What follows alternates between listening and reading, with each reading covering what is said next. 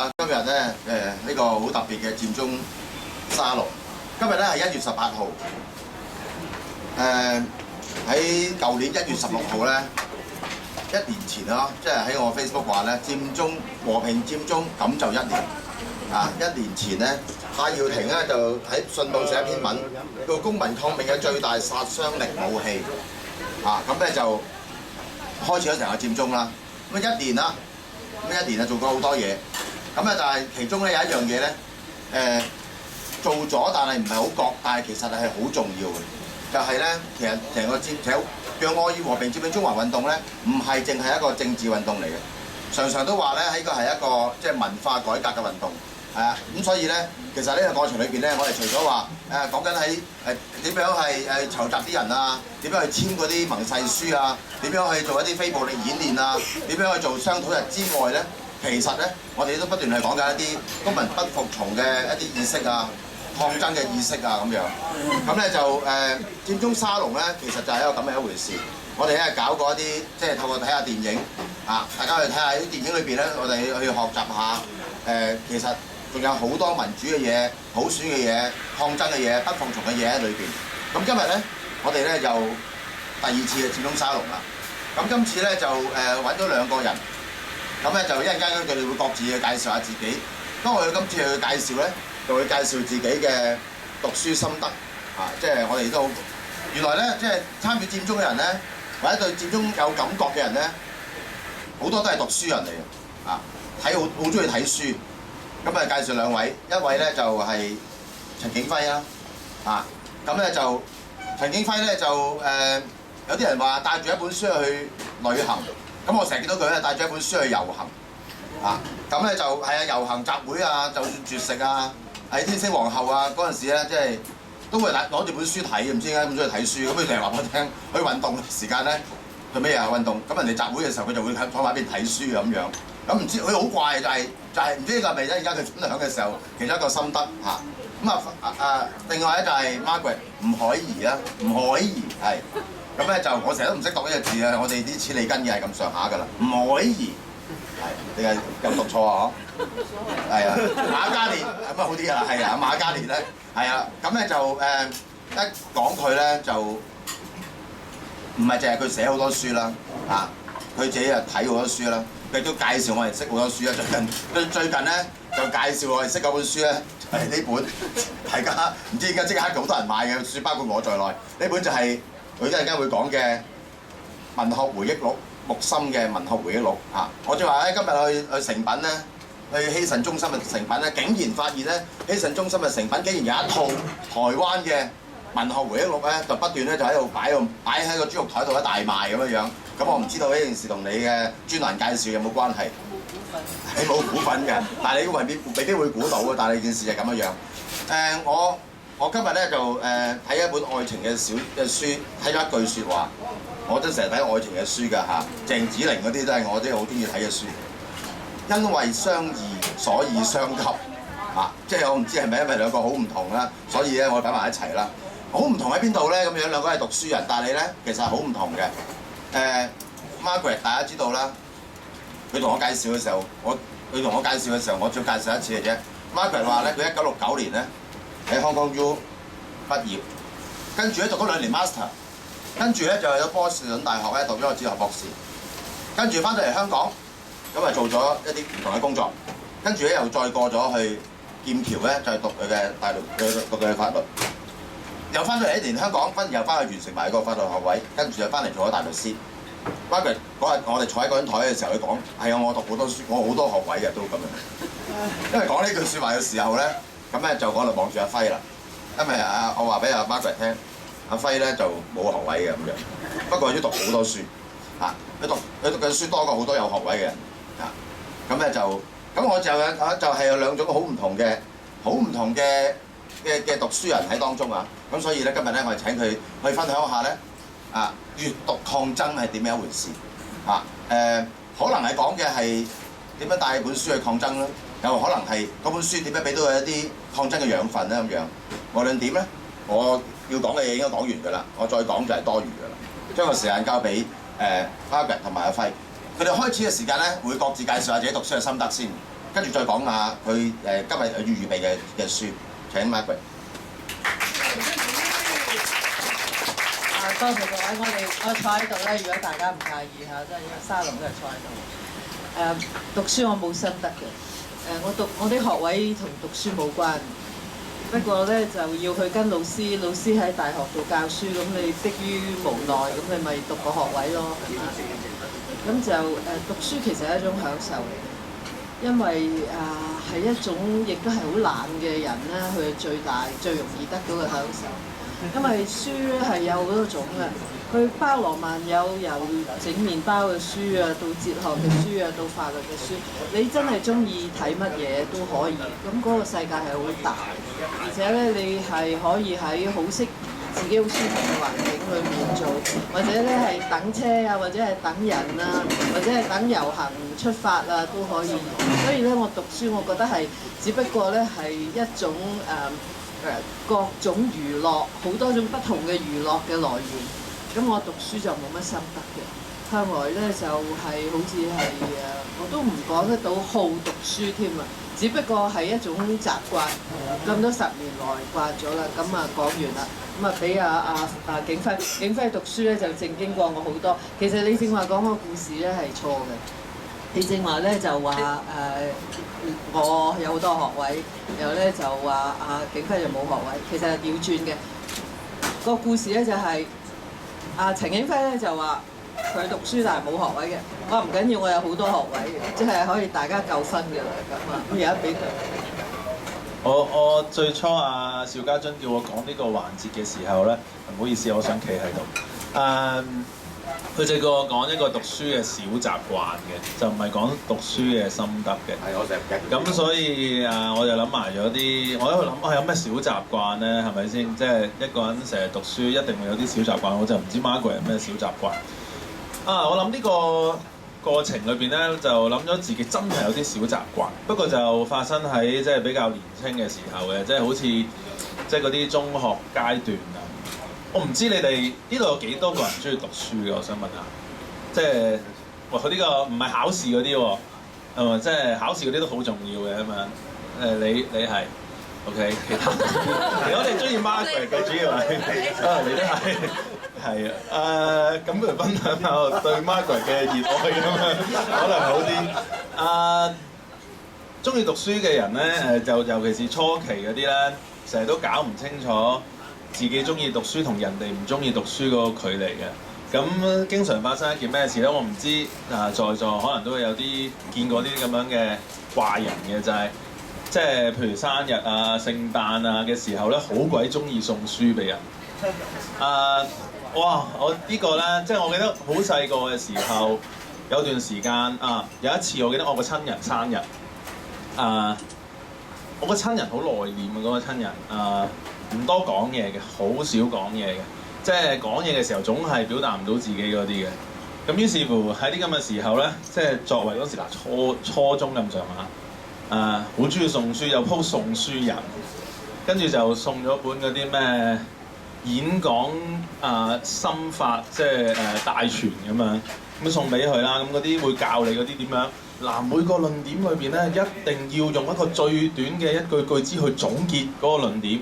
又或者你演講嘅時候咧，如果人哋問你問題，咁你諗唔清楚點答咧，就最好係點樣咧？問得好，呢個問題非常之好。千祈唔好嗰啲即係嗰啲即係嗰啲咁樣嘅方法。咁我送俾佢咁一番好意送俾個親戚啦。呢個親戚好嬲，你係咪覺得我唔識講嘢咧？你係咪覺得我好差咧？點解你要送呢啲演講技巧提示我唔識講嘢呢樣嘢咧？咁呢個即係第一次撞板就係呢個撞板啦。咁第二次撞板咧就係再大啲嘅時候，都繼續係好中意送書俾人。就係咧我有個朋友成日同我分享嗰啲愛情嗰啲私人嘅經歷咁樣嘅。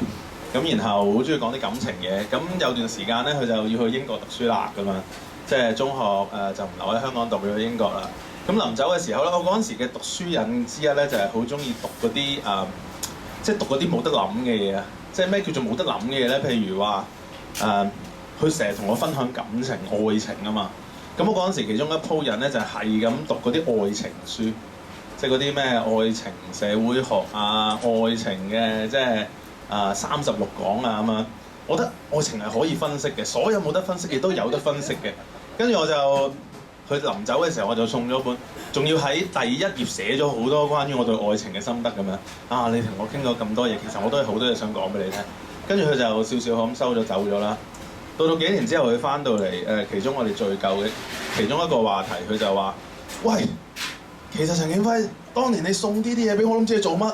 其實我冇睇過，我而家成本書還翻俾你都得啦。我同你分享啫嘛，你做乜同我即係送本愛情書俾我？兩回事嚟嘅喎。即係從你覺得有啲嘢可以分析，同一啲私密嘅嘢可以分享啊，原來係兩回事。跟住喺呢啲咁嘅壞習慣裏面，我就諗起自己，即係我唔知大家細個有冇參加嗰啲聖誕聯歡會嗰啲交換禮物遊戲咧？即係其中最中意就係乜嘢咧？就係大家買一份禮物，跟住去聖誕聯歡會嘅時候抽籤噶嘛。我唔知大家嗰陣時係點㗎啦。我同我啲同學咧就好中意，即係買一份自己最中意嘅禮物，跟住參與抽籤，最好自己抽翻俾自己。咁呢個説明咗啲乜嘢咧？就係你送禮嘅時候咧，有一個好奇怪嘅嘢嘅。表面上你好想分享，但係實質上咧，其實你淨係想將自己中意嗰啲嘢送俾人哋咁樣。咁其實係一個好自戀嘅。咁後來即係經歷咗一大段，即係由一個小朋友變咗一個佬啦咁樣，跟住就而家就開始識得去甄別邊啲人幾時書係有用，幾時書係冇用。後來即係有唯一一個教訓咧，就係書幾時開始有用咧？就係當你知道書冇用嘅時候，佢就有用。於是乎，我以後即係送禮物嘅時候咧，都會先睇送書啊，先睇嗰個人係咪中意書啊，或者佢對啲嘢有冇興趣，係咪相關，我先送。後來咧就變得比較有效。咁所以即係呢個怪癖咧係喺從書嘅限制開始完結嘅咁樣，就係咁啦。多謝係多謝阿輝。聽完阿輝講嘅佢啲怪癖或者係一啲小唔係心得叫做習慣嘅。Margaret，你有冇補充咧？即係你有冇啲怪癖或者係心得咧？我補充一句，我發現咧就陳景輝睇書係非常之認真嘅，我睇書係非常之隨便。咁咧就書對於我咧向來都唔係一樣好重大嘅嘢嘅。咁呢一陣咧，我哋講文學回憶錄嘅時候咧，就係呢個大家會發現咧點解我咁中意呢一套書嘅原因。好多謝。最後講嘅時候，可能係一個老話，個老話係話咩啊？再忙都要睇書，再逼都要屋企再逼都要藏書。咁再窮都要買書，呢個可能鄧小華嘅例子啊。感情再疏咧都要送書，呢個可能阿輝嘅例子啦咁樣嚇。咁呢啲都係嘅四書主義啊。不過可能跟住我哋咧就係講下今日預備嘅書啦，不如就嚇。我咧上幾個禮拜前咧坐喺個位同阿 Margaret 同埋阿輝一坐低，咁我話俾佢聽，佔中沙龍咧今次講閱讀咁樣。講咩書好咧？Margaret 係神經反射咁樣，文學回憶錄啊，咁我就 O 咗嘴啦。講佔中講抗爭，點解會揾到文學回憶錄咧咁樣？咁我真係 O 咗嘅，木心嘅，咁我就講到好似應該識晒咁樣啦。我同阿輝同 Carol 應該唔識，咁仲喺度。Carol 望住我望住佢，你識唔識啊？係咁嚇，咁我個心真係木晒啦，真係。跟住佢話：係啊，所有天才都係抗爭者嚟㗎，定係叛逆者嚟㗎啦。佢自己開始講木心係咩啫咁樣。不如呢個時間交俾你講下呢本書。我見到咧就有啲人咧就已經攞住呢套書啦。咁我想特別講咧就係呢套書嗰個背景同埋個心態同埋態度咧，其實係同我哋今日講佔中係非常非常之切合嘅。咁大家可以睇到咧嗰個書面就寫住1989-1994。咁嗰時咧就係喺1989嘅時候咧，喺紐約就聚集咗一批中國嘅藝術家。咁木心咧呢個老牌嘅藝術家咧，其實佢13、14歲咧就已經睇晒佢手邊可以揾得到嘅書，佢都睇晒。咁係一個好博學嘅人。咁於是咧嗰班藝術家咧就提起話：不如你同我哋講書啦咁。今日點樣講書咧？唔係喺課室嗰度講書，而係佢哋咁多人輪流咧喺自己屋企個客廳嗰度揾埋啲零食啊、啲乜嘢咁坐埋一齊咧。咁呢個木心咧就會講，每個禮拜講一堂，咁咧就講4個鐘頭，有時要2個禮拜咁樣講。咁樣佢講，咁嗰個負責呢本書咧就係陳丹青，即係其中一個聽書嘅人咧去筆錄嘅嚇。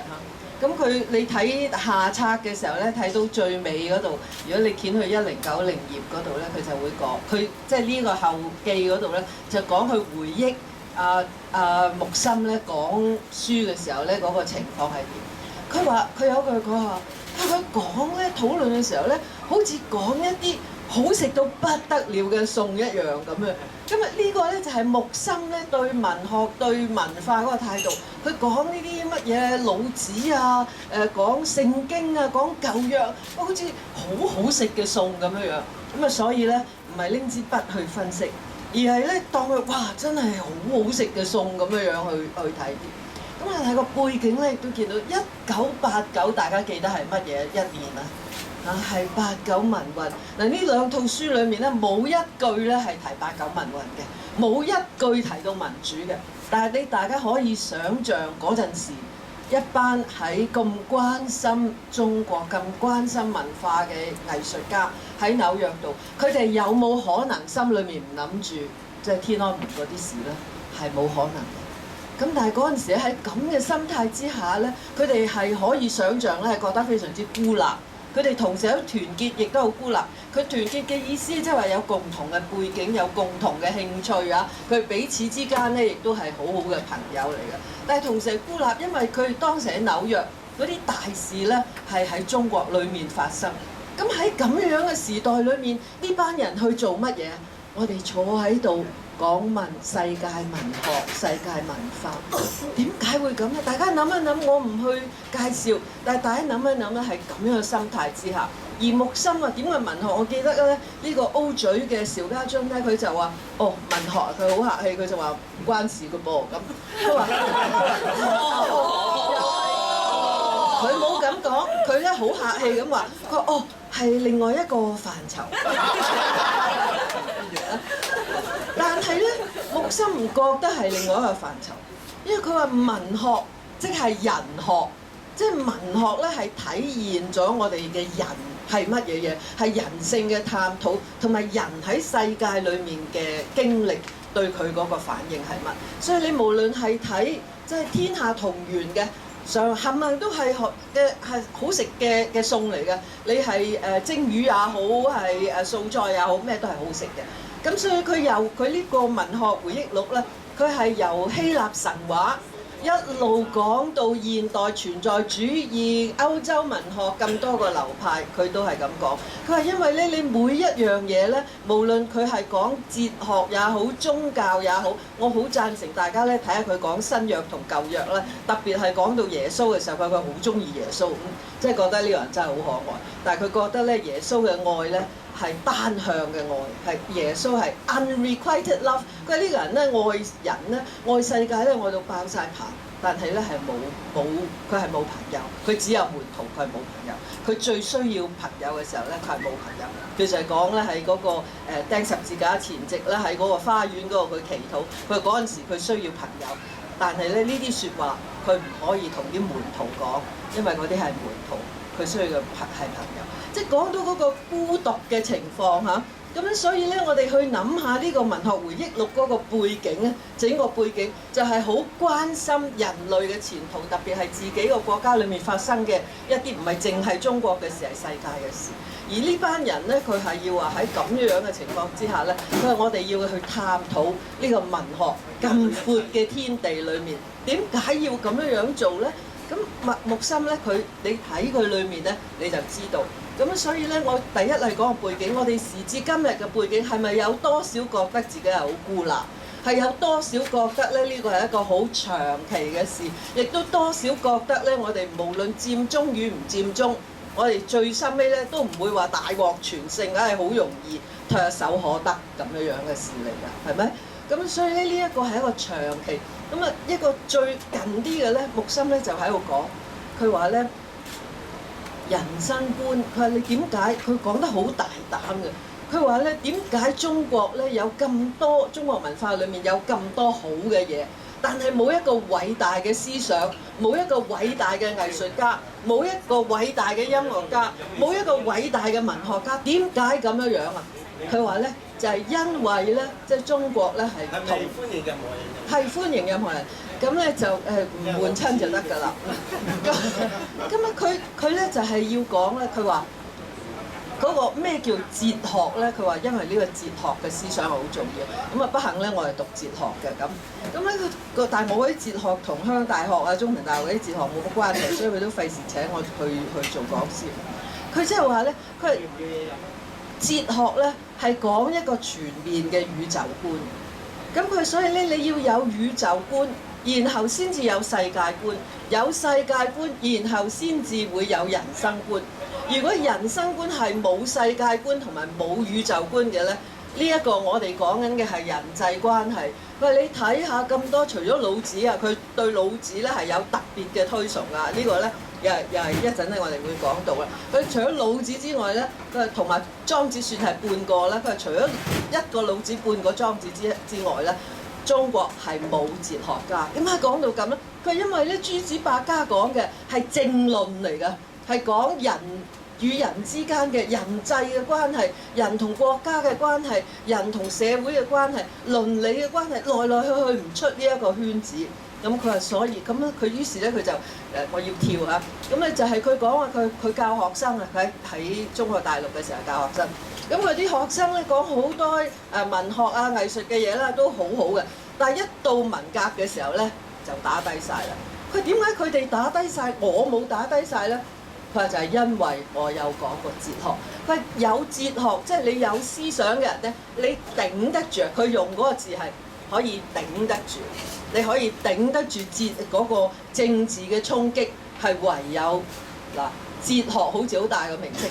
其實咧，哲學即係話我哋係做人對於世界、對於宇宙嗰個想法係點？我哋有想法定冇想法？我哋我老友記毓民咧就最中意講咧，佢話你有冇論述啦咁咧？但係毓民嗰啲論述啊，都係講政治嘅論述，只係講一啲，但係政治嘅論述之中咧，佢都有政治思想。咁所以我哋嘅論述咧係要超過呢啲人與人之間嘅關係，人與社會之間嘅關係。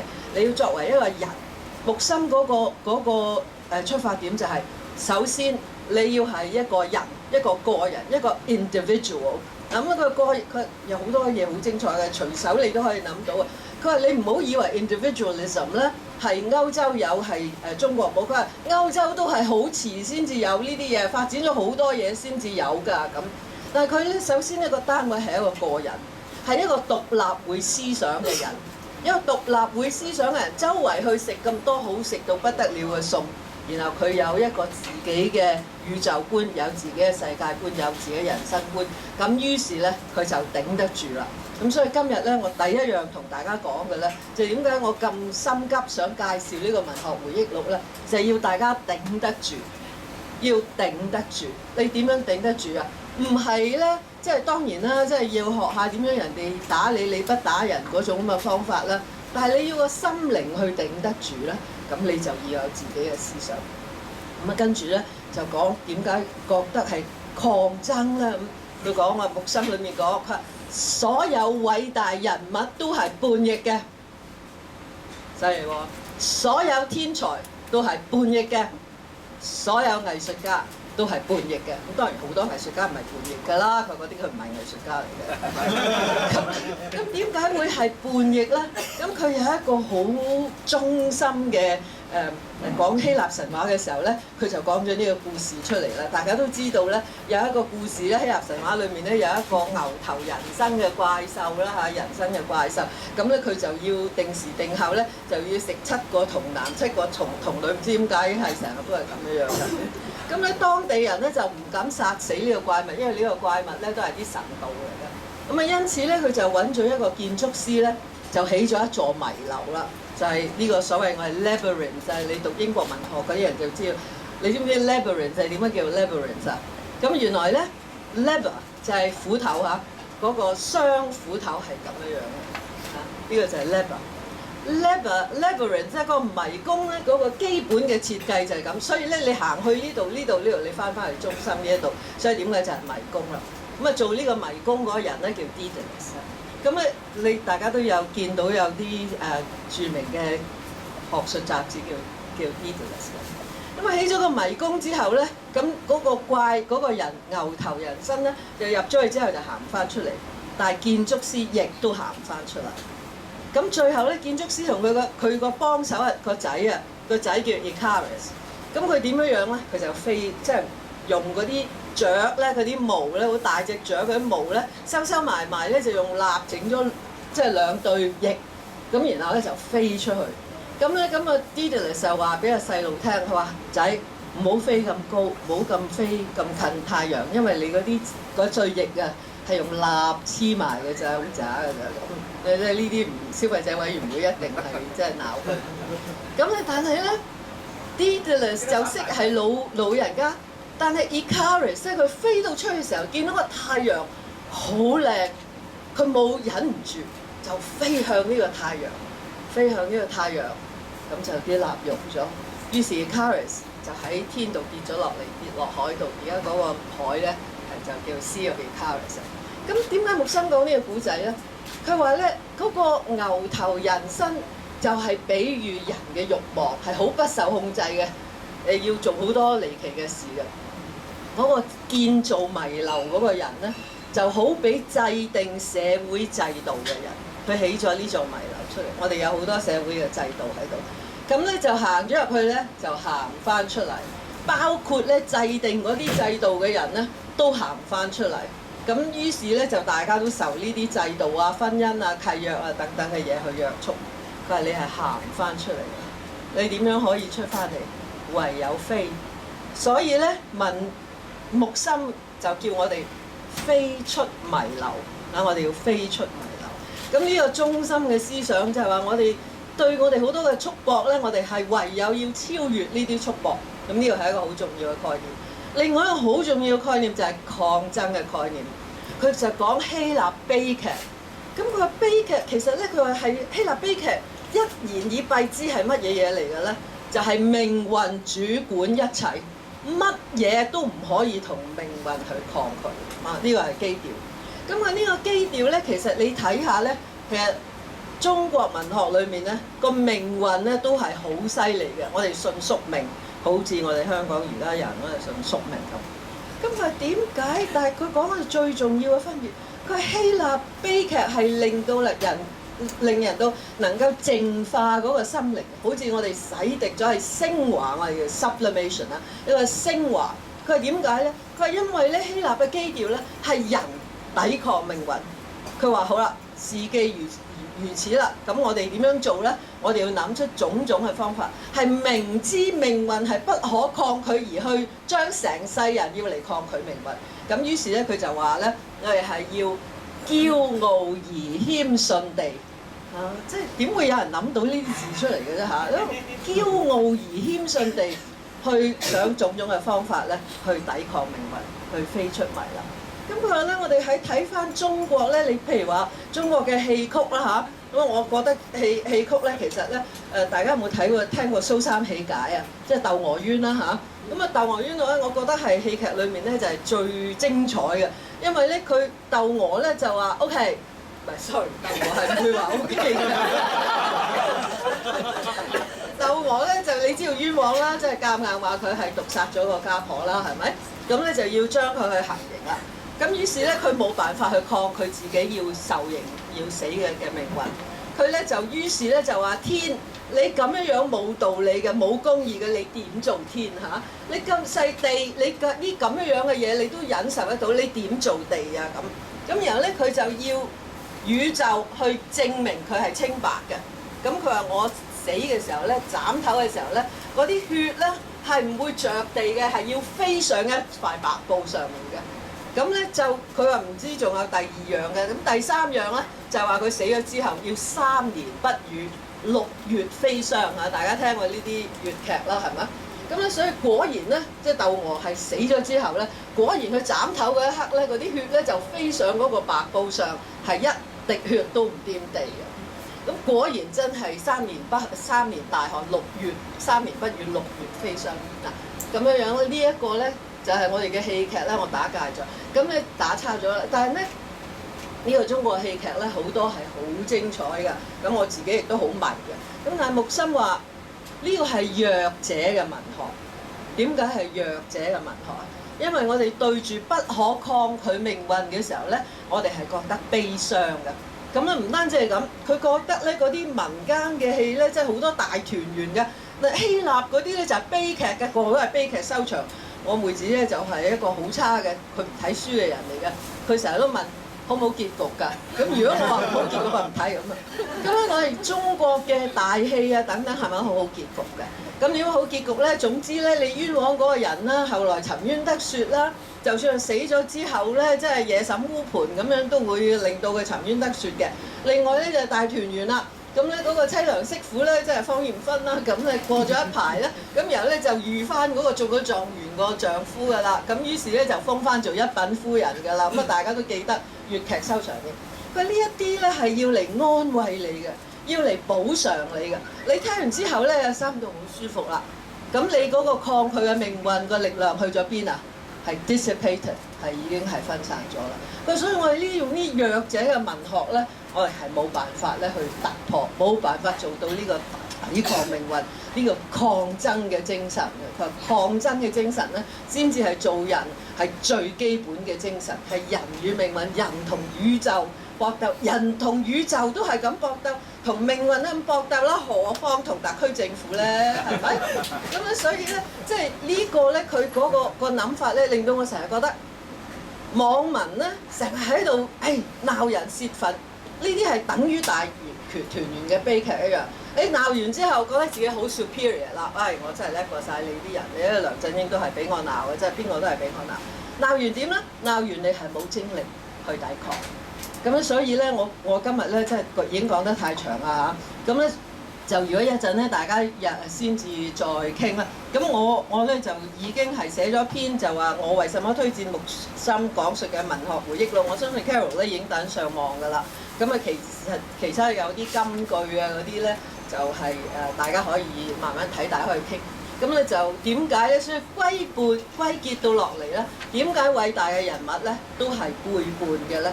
即係佢係因為咧背叛嗰個係命運啊，佢係不受駁促。你要駁促呢個人咧，佢會背叛你嘅。我哋社會度周笪地方都係約束，所以咧，如果你喺呢個約束之下係甘於接受一切嘅約束，你係唔會做到任何嘢嘅。所以做到呢個邏輯嚟啫，係咪？如果你受駁束就唔會做到任何嘢，做到任何嘢即係你叛逆啦，係咪？咁呢個咧係好簡單嘅道理嘅。所以所有你要創新嘅人咧，都要去預備自己個心態，係要用單起一隻眼睇最好嘅嘢，係當係最好食嘅餸，非常好食嘅餸。對任何嘅典章制度，單起一隻眼去睇，知道你係一個有思想獨立嘅人，你係唔一定要受呢啲嘢駁促嘅。咁至於你幾時受幾多嘅駁促，呢個係你嘅決定嚟嘅。咁各位即係呢一本書咧，係裏邊嘅內容係好豐富嘅。我希望大家咧唔好以抱住一個咧係裡面有好多真知灼見嘅方式去睇。而係咧，你應該睇到哇，真係好開心！好似佢講嘅時候，好似好食嘅餸；你睇嘅時候咧，亦都覺得好食嘅餸嚇。咁我睇嘅時候咧，就覺得話哇，真係好嘢！點會有人諗啲咁樣嘅嘢出嚟嘅咧？點會有人講啲咁樣嘅嘢出嚟嘅咧？佢話我係一個翻了臉的愛國者，即係呢啲咁樣嘅句子咧，即係隨口講出嚟㗎。咁呢一本書裏面呢套書我唔知賣幾錢，我都係人哋送俾我嘅。咁咧即係因為我有個老友記睇咗，佢話喂，你要睇，咁啊冇講俾我聽點解我要睇。咁我咧就從善如流嘅，呢啲就係我讀書嘅壞習慣。人哋話呢本書你要睇，咁我 OK，咁啊去睇。咁咧即係真係咧，我覺得係每一頁都係值得，同埋咧係值得你再三睇，因為你每次睇嘅時候咧，你要記住咧，呢樣係呢個人係行咗一條好長嘅路，佢翻轉頭講俾你聽，呢個人對於世界文學，對於一切嘅知識領域嗰個態度係點樣咧？係我用咗個字就係游水嗰個游。咁我哋睇呢個亦都係好道家嗰個做法。佢話即係你大家都讀過《逍遙遊》呢一篇文啦嚇，咁佢即係覺得咧，你係要或者係喺所有嘅咁大嘅咁好嘅嘢裏面咧，你係好自由咁樣咧去蕩來蕩去嘅，係到處去欣賞，係邊啲對你有用嘅時候咧，邊啲係值得你諗嘅時候咧，你坐低諗一諗。咁我暫時講到呢度先嚇，多謝。唔係你唔會講多謝，我哋唔係講多謝，係咪？即係暫時講到呢度先，嗰個暫時係講真㗎嚇，唔係客氣，係暫時，因為你咁樣講法點停啊？係嘛？即係頂得住抗爭，唯有飛出迷流，驕傲而謙遜地背叛命運。哇！我爭啲想無啦啦想嗌口號啊！呢個講嘅時候，我想隔離嗌口號喎，係嘛？飛出危樓咁樣咧，點知？同埋我想懺悔話嘅文學係關事嘅嚇，係人學係好關事，係好關事。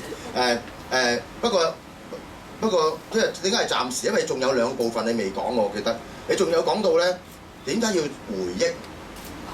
係咪？點解要？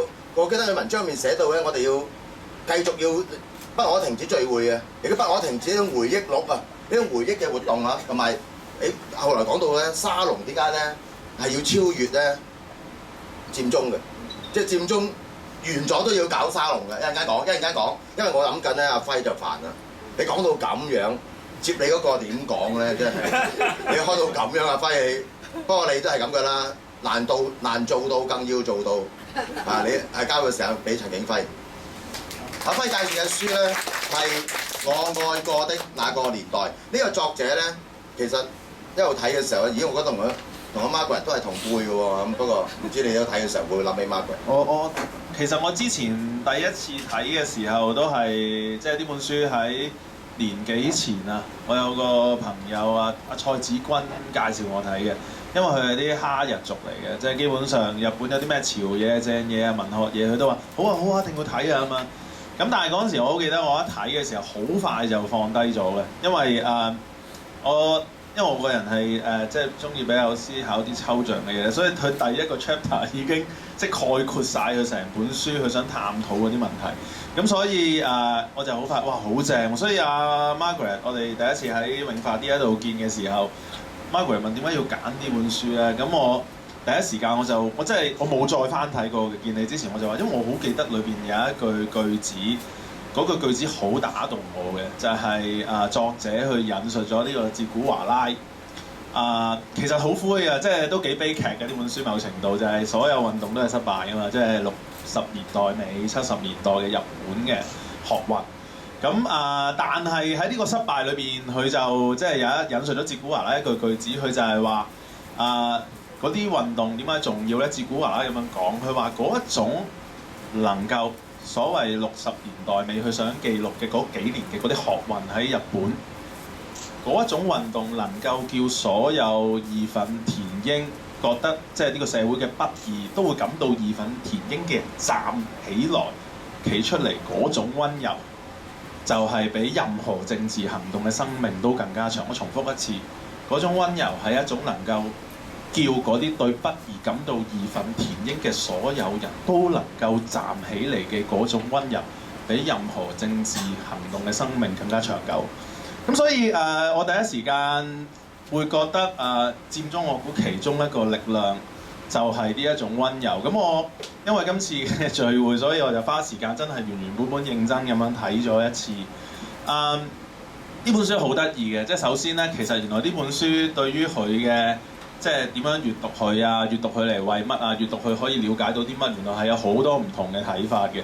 首先咧，有啲人就係將閱讀呢本書係為咗用嚟閱讀另一個作家叫村上春樹，因為村上春樹嗰啲小説裏邊出現咗好多嘅一啲情景，譬如人點解不停嗰啲主角都要尋找自我啊，或者間唔中又會有啲運動嘅影子啊，即係明明我哋對日本嘅想像都係啲哈日族嘅想像咁樣啊嘛。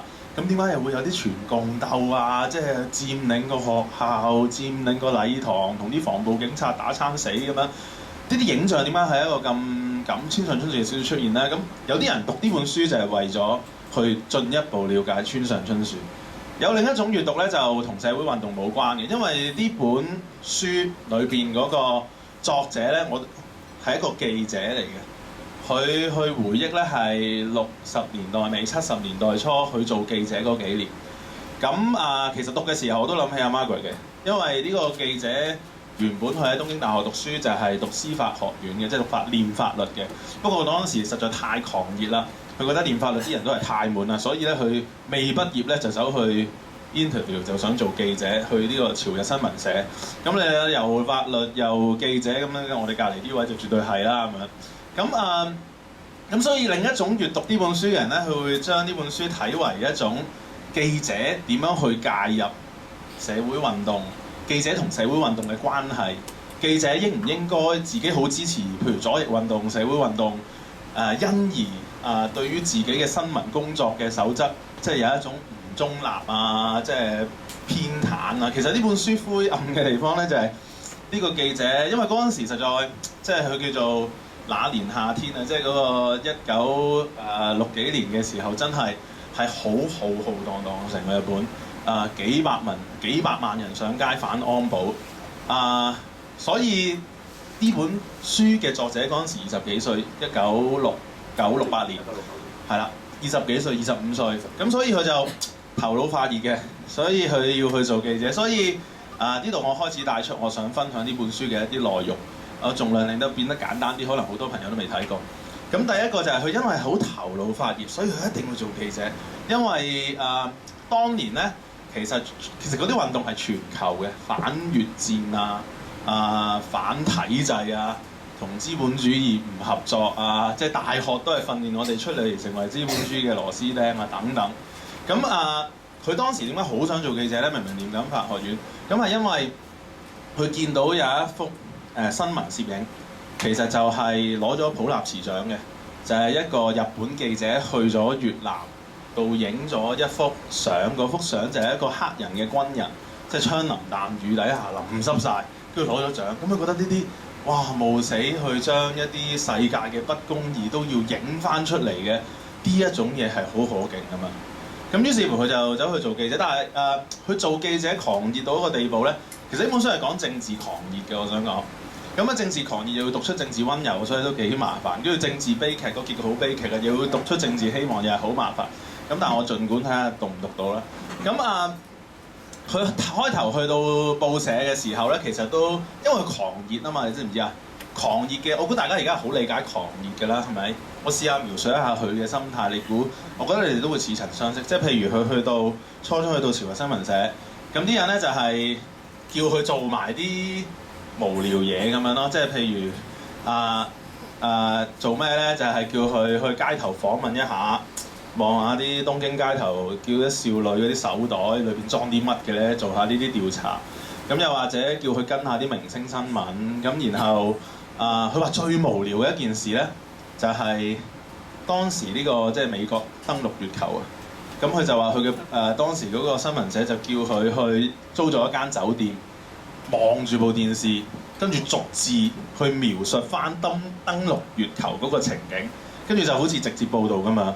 跟住佢話：哇，人生最苦悶，即係莫過於此啊！點解唔俾我去報導嗰啲砰砰聲咁樣，即係衝擊同啲警察打交、衝擊個鐵馬、建立路障，即係嗰啲哇最狂熱嘅政治運動，我應該作為一個硬派記者，當時佢25歲已經咁諗啦，應該要俾我做嗰啲嘢嘅。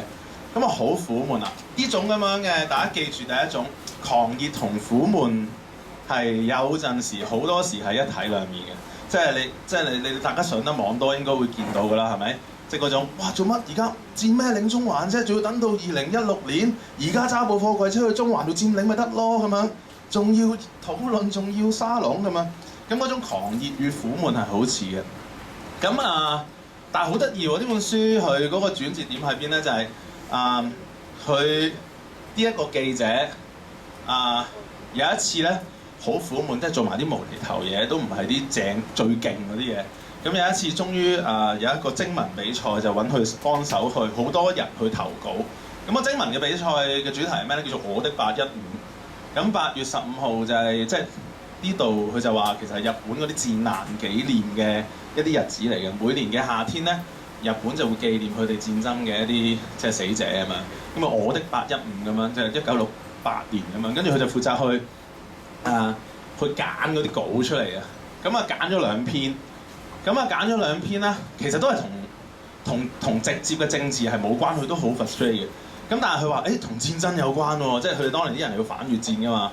咁嗰啲稿係我的815講戰爭㗎喎，正啦咁樣，即係我都即係喺度自己度投射落去。咁於是乎咧，但係佢揀嘅過程裏邊咧，呢2個得獎嘅作品咧，佢有一個責任咧，就係去核實嗰個作者嘅身份，唔知係真定假、堅定流啊嘛。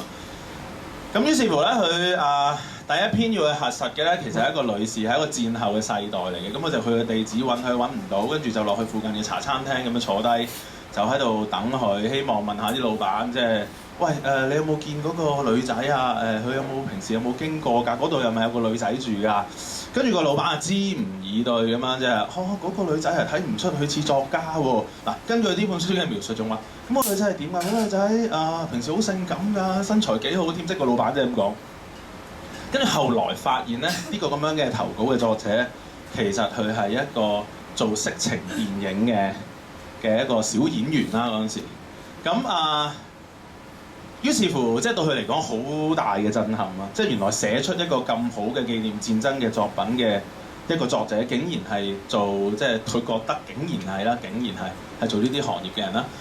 即係色情電影啦。咁跟住佢就話佢人生第一次入行以嚟嗰陣時，佢都仲未正式入職，係一個半工讀嘅學生。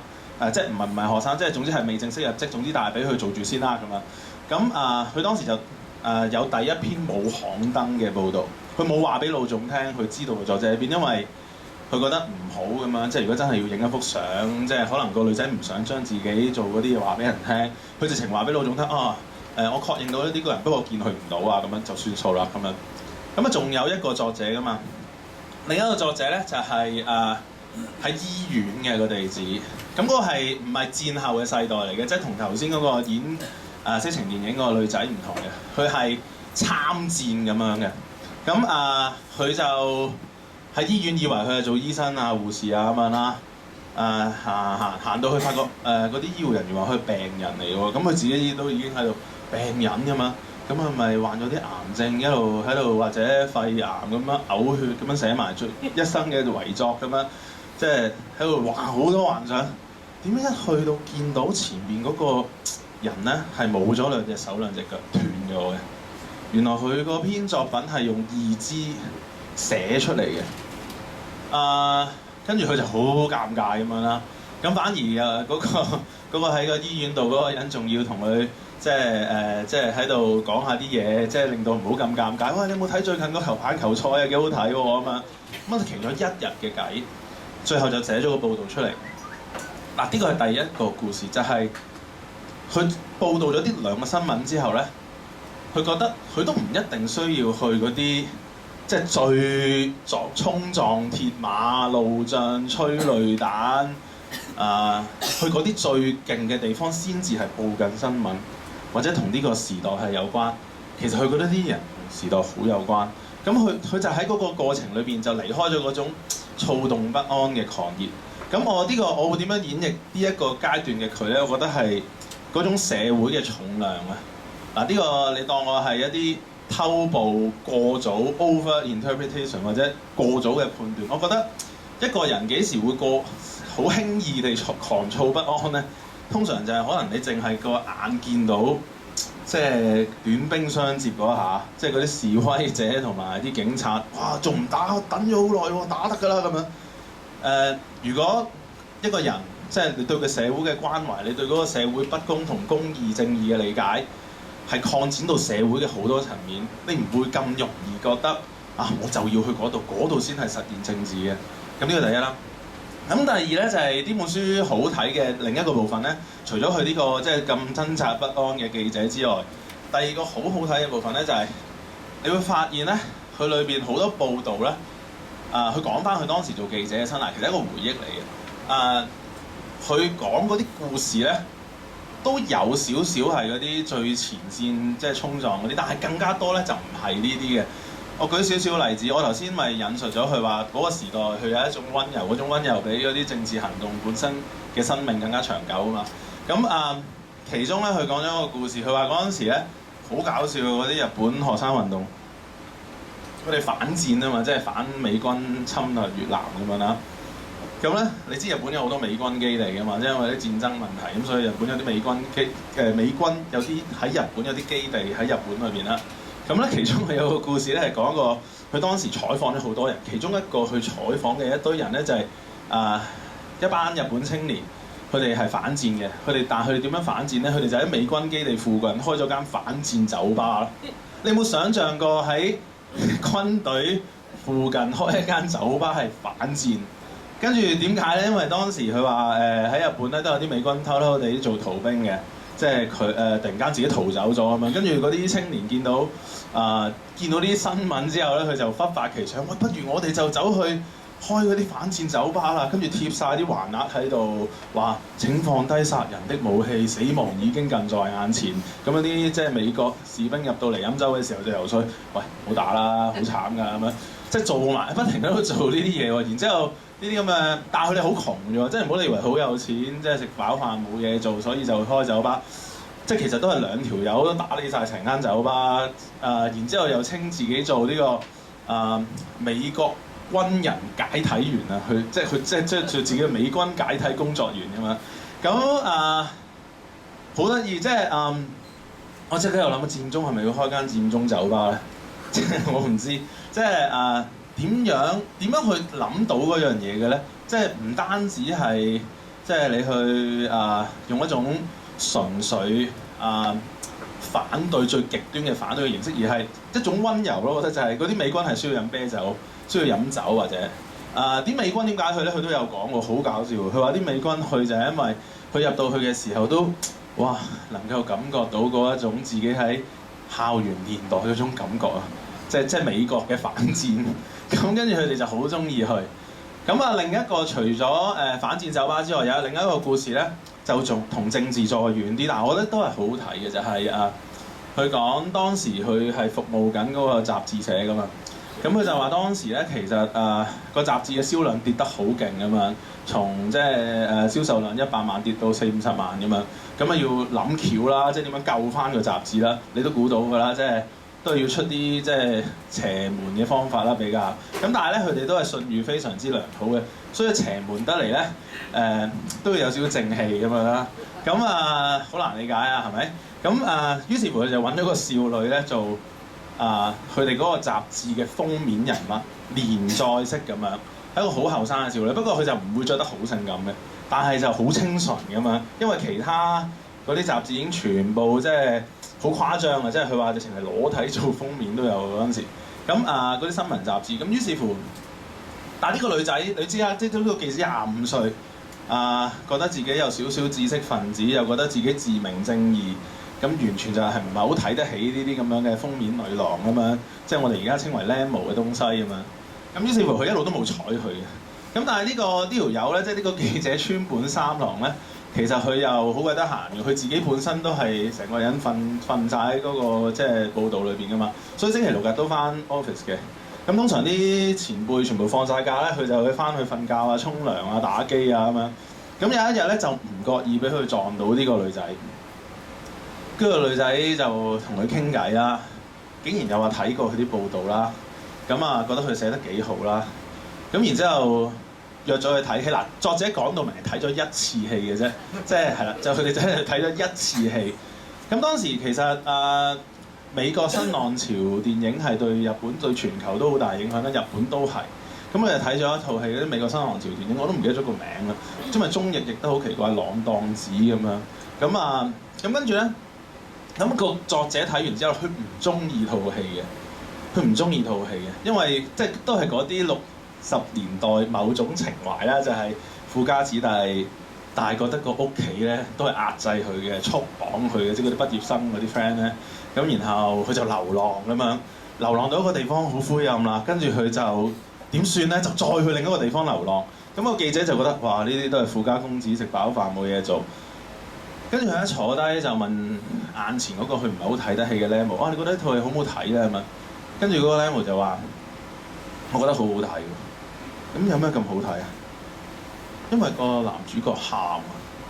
我覺得佢喊起上嚟嘅時候好好睇。跟住再問作者川本三郎：你有冇睇過另一套戲啊？德斯汀荷夫曼都係咁樣喊嘅咁樣。跟住喊有乜咁好睇啊？男人點解要喊啊？唔係啊，越喊嘅男人越可愛。跟住佢就好 impress， 即係好令到好印象深刻。後來呢個作者話之後佢自己寫咗一篇論文叫做《哭男的係抱學》，都係因為呢個咁樣嘅即係妹妹啟發佢。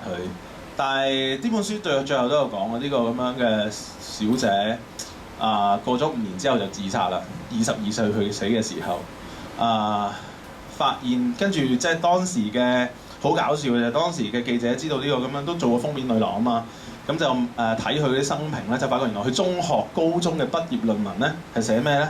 係寫 John Lennon。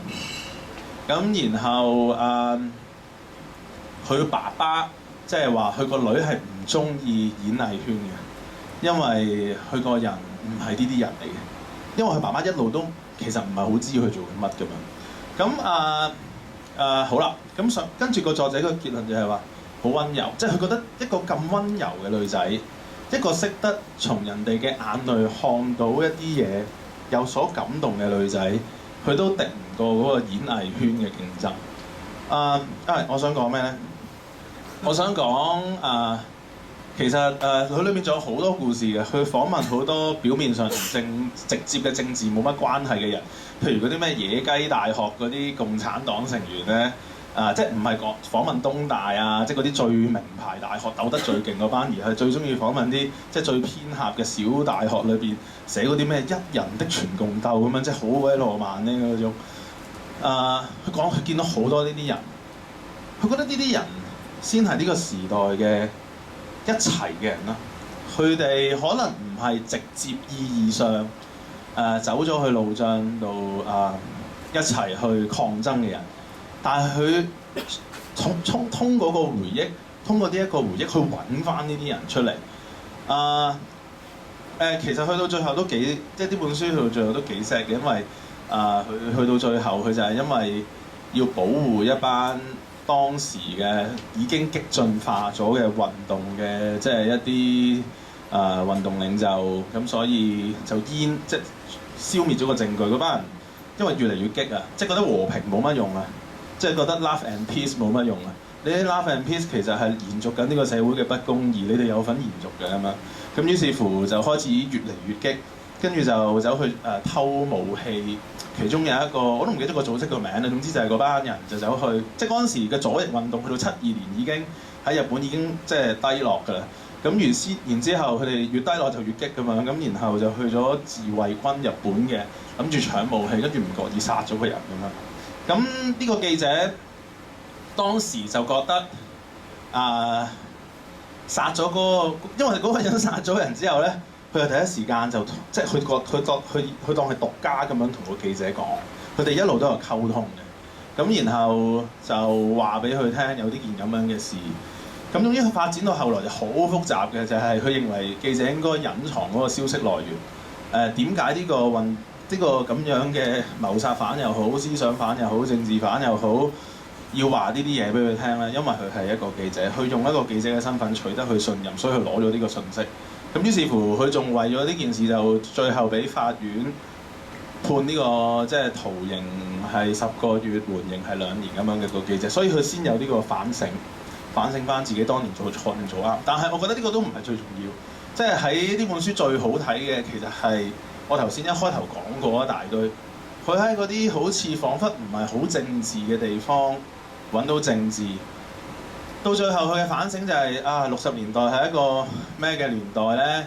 佢就引述一啲即係好悲觀嘅評論家就話呢個係一個唔好嘅時代，因為嗰啲唔好嘅時代就係全部體現喺嗰啲最後嘅運動嘅無以為繼同埋走向激進。咁但係呢個作者佢話係唔好嘅時代，但係同時係一個好好嘅時代。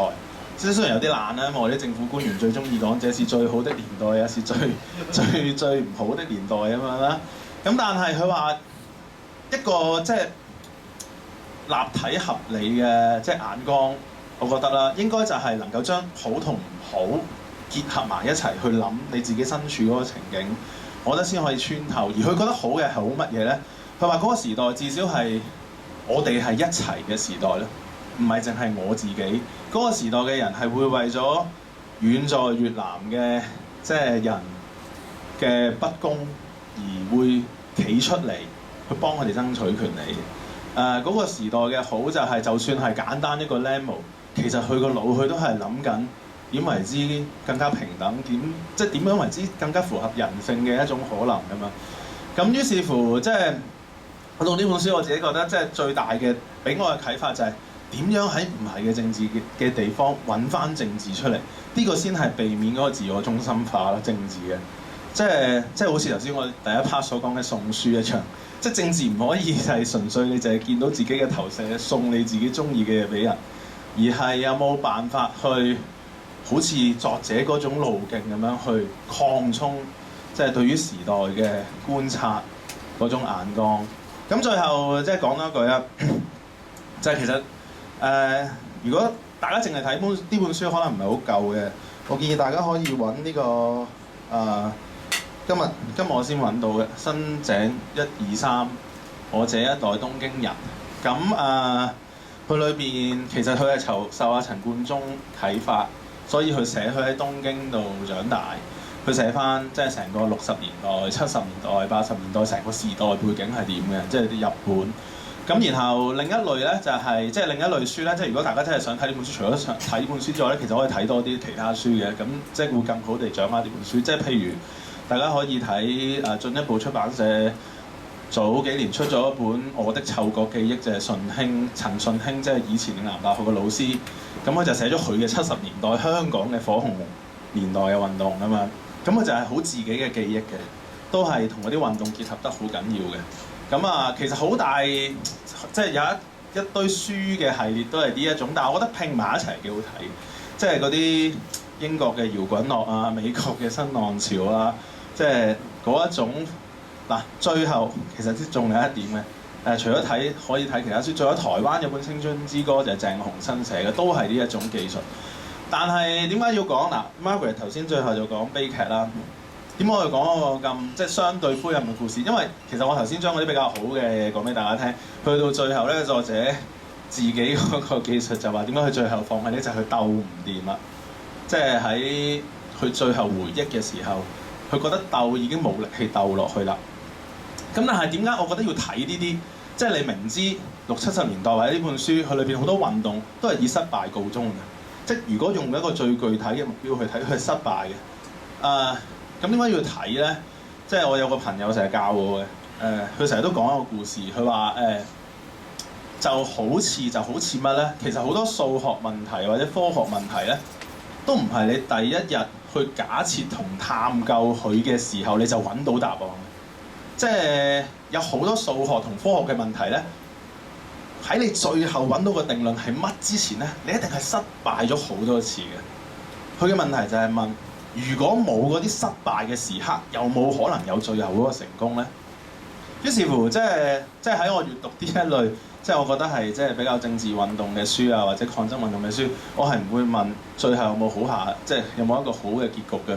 反而如果我哋係喺裏邊有一啲借鏡，喺裏邊揾到一啲嘢行落去嘅話，最後嘅成功係一定會來臨。係開始你見到後邊啲嘢係咁踢埋去，希望唔知係咪一個對照。佢講記憶，佢講回憶啊，文學回憶錄，同埋好多青春嘅記憶。咁咧就當然咧，我知道大家咧一路聽嘅時候咧，越嚟覺得有啲唔知係咪有種尷尬喺當中，因為陳景輝講溫柔，係咪？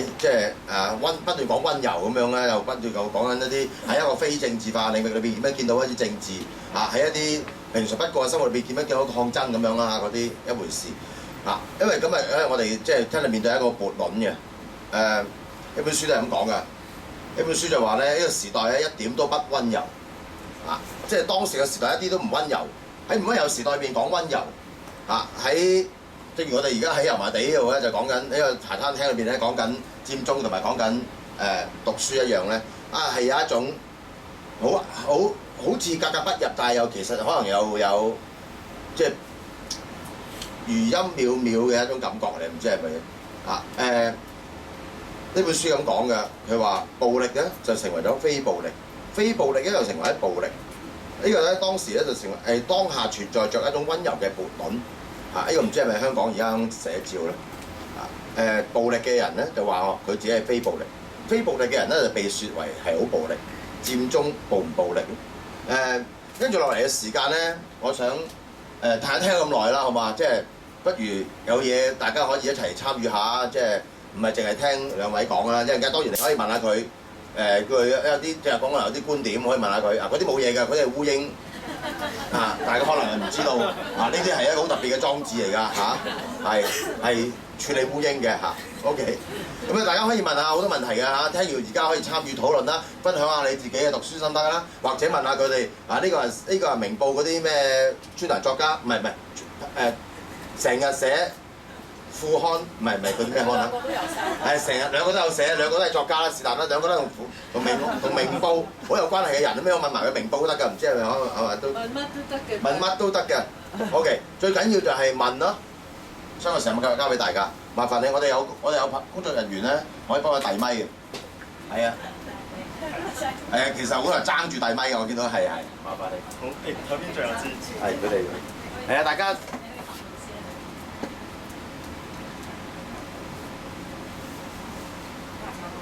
怕醜啊！怕醜啊！徐少華先咯。俾人未諗到，因為佢最唔怕醜㗎嘛。我怕醜都未諗到。係。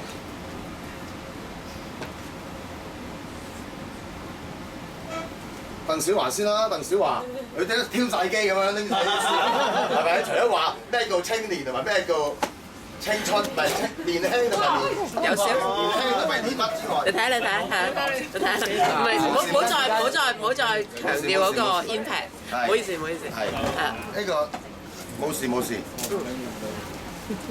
係。係啊，兩位好，大家好，冇啊，都係分享一啲讀書同埋而家諗緊嘅嘢，因為即係兩本書我都睇過嘅，都係喺即係兩位 context 之下睇嘅，就係話即係木心出書就一定會買嘅，即係我木心係齊嘅我係，咁呢個即係我同陳景輝睇我愛過啦個時代係同一個時間嘅，因為我哋嗰時喺即係電台一齊做緊嘢。咁頭先喺度諗緊兩個問題即係 Margaret 你係我少年嘅偶像，其實我喺以前咧係呢個civil disobedience 咧，你記唔記得有一次喺外國記者會咧，我係有其中一個嚟食飯黐飯食嘅大學生，嗰時係完全係冇概念嘅，咁就即係我哋講翻嗰個問題就係頭先Margaret 開出嚟嗰個其實係一個即係所謂我哋喺古典文學同埋古典哲學裏邊，即係一個即係最 classic 嘅概念啦，就係一個獨立嘅人，然後佢有一個完整嘅世界觀，而個世界觀係嚟自於哲學同埋哲學文學嘅長期嘅閱讀嘅訓練，然後佢就有一個精神上嘅厚度可以頂得住，令到我哋可以反抗現時嘅狀況，甚至以至反抗命運。即係正所謂命運，我哋都要反抗，何況特區政府嘛，係咪？咁然後咧喺陳景輝嗰個我想講翻呢一種諗法咧，即係同木心一樣。即係木心其實咧，大家可能知道佢係有個鄉紳背景嘅，即係鄉紳嘅意思就係佢喺鄉下大，但係佢係比較上有錢嘅。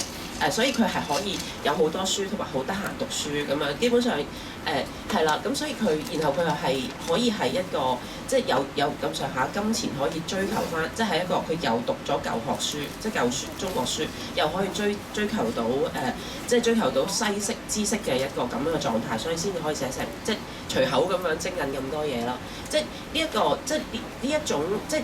木心呢一個，我哋叫做即係佢個文化上嗰種精神上嘅紳士嘅狀態，即係永遠令到你係好舒服嘅，同埋即係佢嘅嘢係好 rich 嘅咁樣。咁同我覺得即係同我覺得呢個叫做即係 Margaret 頭先講出嚟嗰個其實嗰種獨立嘅人嘅狀態，然後佢有一個比較豐厚嘅精神。其實嗰樣嘢其實係點樣講咧？其實係一個即係好高貴嘅中產精神咯，我會話，即係一個好高貴嘅中產嘅風格同埋精神。咁然後而嗰樣嘢係有 context 嘅 ，which 佢會講到係自己比較上係普遍嘅，即係我哋每個人都應該有。但其實嗰個能夠擁有一個咁樣嘅精神力量，其實係有 context 同有背景同有條件嘅，係啦，即係就係咁樣。咁然後陳景輝嗰個我一路喺度揭嘅時候咧，咁其實因為佢係一個青春運動回憶錄嘅 confess 嘅時候，咁我見到個面，佢差唔多要重拾翻佢嗰個痛苦回憶嘅時候咧，佢咧就係要提到我要接受自己作為一個歷史嘅同埋社會性嘅存在。咁呢個取向就差唔多就話我要接受我係嗰個時代同埋嗰個時間喺嗰度成為日本嘅一個大學生或者係啱啱畢業嘅年青記者咁樣。咁呢一兩樣嘢結合嘅時候咧，即係一個普遍同埋抽象嘅真理，同埋一個對於自己作為歷史同埋社會性存在，即係獨特存在嘅人連結起上嚟嘅時候咧，即係令到我諗到個問題就係話點解兩位嘅例子都唔係香港㗎啦？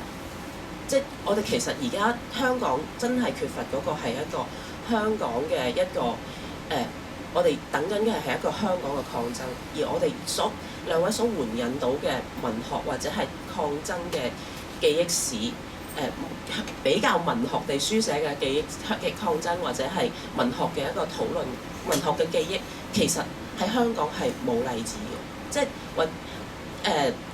或者係有例子，然後但係我哋係有對於，因為我係學文學嘅，即係我係學文學，咁所以咧就我會知道香港其實有咁樣寫嘅作品，亦都有好多作家係關心呢啲事嘅。只不過咧，佢喺個香港嘅社會嘅影響力係零，係啊，即係冇人知道嘅。即係你可能講嘅時候，人哋係唔知道有啲咁樣嘅書寫過咁樣咯。咁所以我其實因為我自己即係我有讀文學啦，咁我又即係參加成書寫運動啦咁樣，咁我就一直就係揾緊嗰啲接合點。咁可唔可以我哋係做緊一啲譬如話好，即係我係好認真咁討論緊文學嘅時候，其實我都係為呢一個即係為呢個社會嘅一個獨立性或者獨立嘅精神去做緊奠基嘅咧咁樣。咁然後所以我喺度其實我係想同大家介紹另一本書。係啊，因為其實我接受唔到一個即係咁嘅事件裏邊係冇香港文學出現啊嘛，係咪先？即係要在地啊嘛，係嘛？因為譬如即係呢本書叫《地文志》啊，係一個香港嘅學者陳智德寫，佢1969年出世咁樣，咁係即係真係Margaret 同埋川本三郎嘅下一輩啦，即係咁樣。咁佢寫嘅地文志裏邊，其實佢地文志嘅概念咧係一種書寫文體嘅概念。咁咧佢就係寫地區，包括九龍城，包括維園，包括屯門，包括調景嶺咁樣，全部呢啲都係香港嘅本地嘅地方。然後咧佢有自己嘅記憶，佢有自己嘅經歷喺裏邊，然後佢有援引文學作品，香港嘅文學作品去組織嗰件事。但係佢裏邊係有一個同大歷史相涉嘅角度嘅。咁裏邊最典型嗰篇就係叫做維園可以篡改的真實啊！佢其實就係寫喺維園呢一個地方所發生過嘅所有抗爭，包括即係呢個保釣啊，即係捍衞法定中文啊，跟住6·4啊，一直以嚟佢自己由後生跟啲跟個即係班上面嘅學者，好靚女嘅學者去參加運動，到佢自己一路咁樣參加嘅一個個人經歷。咁而呢一個叫維園，點解叫做維園可以篡改的真實咧？因為佢係做文學史嘅，但係佢係更加知道咧，就係香港嘅歷史係任人改嘅，係啊，係無緣無故就會俾人掩過咗。即係我哋有好多，我哋如果冇抗爭嘅話咧，我哋係而家係即係唔會有呢個9年免費教育啦，亦都唔會有法定呢個產假等等嘅假期。但係咧，呢啲抗爭點樣累積成為我哋今日嘅生活咧？喺我哋嘅政府歷史裏邊係冇嘅。咁係點樣消失嘅咧？因為我同圖書館有啲活動合作啦。咁譬如佢哋就會有一個好 nice 嘅即係嘅 trip 咧，就係即係譬如香港嘅電車遊。咁電車沿途經過嘅文學作品咧，佢哋會整理晒。咁當然亦都會整理維園嘅文學嘅。咁但係嗰度嘅維園文學嘅 list 咧，係冇一份作品係講到維園六四集會嘅。所以亦都唔會有陳智德嘅詩，唔會有陳智德嘅作品嘅，即係佢係一個咁認真咁去寫嘅作者，咁但係佢就係無聲無息咁俾人消失咗，即係一個咁樣嘅狀態。咁所以然後佢喺裏邊，我覺得嗰個頭先 Margaret 講嘅時候，咁即係去到希臘悲劇嘅高度嘅時候，咁本人都不禁非常之激動啦。咁但係即係咁我覺得我唔係好有資格回應呢樣嘢，但係我覺得陳智德佢有資格回應呢樣嘢。對唔住，我一定要打斷你。係。鄧小樺，我真係好高興今晚見翻你。你一陣咧，第一邊個係貴族，你就係貴族；邊個係統治者，你就係統治者。一個統治者同埋一個奴隸嘅分別，就係統治者話我係統治者。如果你係唔承擔嘅説話，你就係奴隸。但係冇貴族，係唔係話呢啲人咧？佢係屋企有錢，所以係貴族，而係你認為你係貴族，你就係貴族。OK， 呢度睇一樣。第二樣，香港有冇抗爭嘅文化？你就係香港嘅抗爭文化。OK， 唔需要話點解講希臘，點解講日本，點解唔講香港？唔需要咁樣做。你係一個世界嘅公民，你喺邊一度，你由呢個本位你就做到去整個世界。整個世界喺我哋人類嘅歷史裏面，呢一點就係世界嘅其中一點。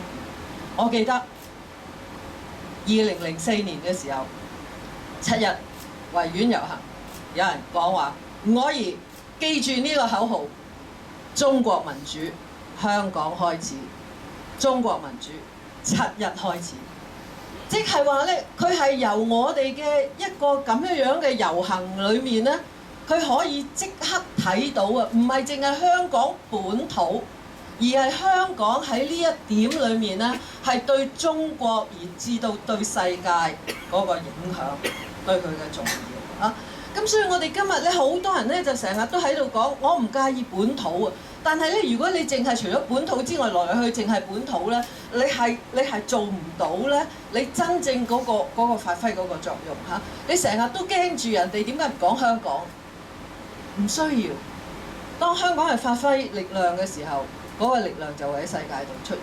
好簡單嘅，係成個中國對於整個世界嘅前途重要定唔重要？香港對於中國嘅民主發展重要定唔重要？你答咗呢兩個問題，你就知道你今日做嘅嘢係幾重要。嗱，我同你講貴族同埋你上一次嚟聽嗰個，你上一次聽公民抗命嘅時候咧，係我嘅一位老師啦，係咪？嗰位老師咧叫做 Joseph Agassi。佢係咪一個貴族咧？佢係一個非常之窮嘅人，但係咧，佢從來咧係冇話自己係一個窮嘅人，我唔係一個士紳嘅人，我係佢。你係一個人，我唔覺得我自己咧係高任何人一等，或者係低任何人一等。我對世界上每一個人都係我嘅平輩，呢個就係貴族嘅基礎。我嘅老師係一個非常窮嘅人嚟嘅。當佢喺以色列咧係要去倫敦度去讀書嘅時候咧，佢同個太太一齊喺飛機度。佢嗰陣時個女咧係 BB 女嚟嘅，佢身度只有10磅，聽見隔離有本書，佢揾咗好耐揾唔到嘅，嗰個人話10磅肯賣俾佢，個老婆喂，你仲有女㗎咁樣啊，係一個窮到咁嘅人。佢話：但係有乜關係咧？我袋裏面有錢，我老爹老媽有冇錢，有咩關係咧？我唔會認為任何人唔係我嘅平輩，呢個就係你嘅貴族精神。我哋每個人都有資格，所以我希望咧，大家唔好將話成日咁計較咧，即係我哋有冇講啊？香港呢兩個字喺邊度？我哋就係世界，今日就係你嘅開始。多謝。點解你啲階級認同即刻嚟係嘛？你冇階級性嘅咩？點解咁樣？我都想回應鄧小華。其實我點解揀呢本日本咧？因為我嘅閱讀文學嘅即係書太少啦。咁如果要揀一個同佔中有關咧，我覺得我就即刻想起呢本作品。咁但係關於本土嘅問題咧，我又幾有興趣嘅話時話。咁其中譬如我喺呢本書裏邊咧，我有一半係同意阿 Margaret 嘅。即係譬如喺呢本書60-70年代嗰啲火紅年代，全球各地嗰啲咁樣嘅運動，你發覺佢哋有一種而家我哋冇好似少咗嘅嘢，佢哋係同全球連結起嚟嘅。即係譬如呢班日本青年佢哋聽緊咩歌咧？佢哋係聽緊嗰啲英國搖滾樂。佢哋其中一個 chapter 好搞笑嘅就係有個美國新左翼記者過咗去，跟住一去到就話：哇乜你哋都中意 Bob Dylan 㗎咁樣？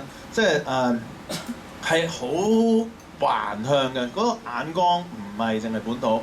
喺呢個地方我係非常同意 Margaret 嘅。但係同一時間咧，我又好鬼死分享鄧小華講嗰個缺乏所謂本土抗爭史或者抗爭文學呢一點。舉個例子 ，Margaret 講得啱嘅，即係世界咧，即係要從我哋世界公民。但係同一時間，呢個世界係喺邊一點出發咧？